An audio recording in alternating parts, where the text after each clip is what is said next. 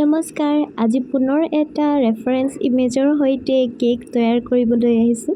আচলতে আমাক এগৰাকী ক্লাইণ্টে ফোন কৰি ক'লে, মই তেওঁৰ লগত আগতে মেকআপৰ কাম কৰিছোঁ আৰু তেওঁ মোৰ ৰিলেশ্যনৰে হয়। আৰু তেওঁ আমাক ক'লে যে এটা কেক লাগিব, কেকৰ ফটোকপি পঠিয়ালে যে এনেকুৱা এটা মিনিমেল ডেক'ৰেশ্যনৰ এটা কেক লাগিব, গতিকে বনাই দিব পাৰিবা নহয়। আৰু আমিও যিহেতু নতুন এটা চেলেঞ্জিং কাম পালে আমাৰো ভাল লাগে আৰু গতিকে আমি তপৰাই পাৰিম বুলি কামটো হাতত ল'লোঁ। আৰু কেকটো সঁচাই ইমান বেছি কিউট আছিলে, ইমান বেছি মৰম লগা, কামটো কৰি সঁচাই বহুত ভাল লাগিলে। আৰু বাৰ চইচো বহুত বেছি ধুনীয়া হয়।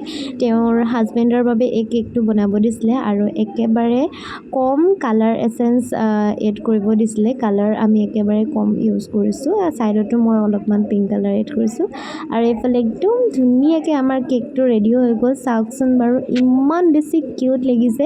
আৰু আপোনালোকৰ যদি কিউট ডিজাইন ওচৰতে উপলব্ধ এটা প্লেটফৰ্ম বিচাৰি আছে, গতিকে আমাৰ ওচৰত দিব পাৰে। আমি আপোনালোকে দিয়া ৰেফাৰেন্স অনুসৰি বনাবলৈ চেষ্টা কৰিম। আজিলৈ ইমানেই। Bye, thank you, have a nice day.